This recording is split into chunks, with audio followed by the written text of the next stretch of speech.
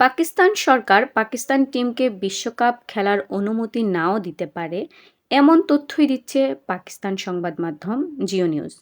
মূলত বাংলাদেশকে বিশ্বকাপ থেকে বের করার সিদ্ধান্তকে অন্যায্য হিসেবে দেখছেন পাকিস্তান।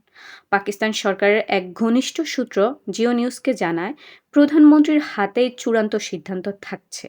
তবে প্রাথমিক ইঙ্গিত বলছে সরকার পাকিস্তানকে টি-20 বিশ্বকাপে অংশ নেওয়ার অনুমতি নাও দিতে পারে। সূত্রটি আরও জানায়, এটি শুধু ক্রিকেটের বিষয় নয়, এটি নীতির প্রশ্ন। বাংলাদেশ তার ন্যায্য অধিকার থেকে বঞ্চিত হয়েছে।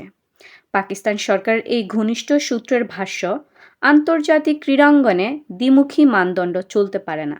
একদিকে ভারত ইচ্ছেমতো ভেন্যু বেছে নেওয়ার স্বাধীনতা পাচ্ছে, অন্যদিকে বাংলাদেশ নিরাপত্তাজনিত উদ্বেগের কথা জানানোর পরও ভেন্যু পরিবর্তনের সুযোগ পাচ্ছে না।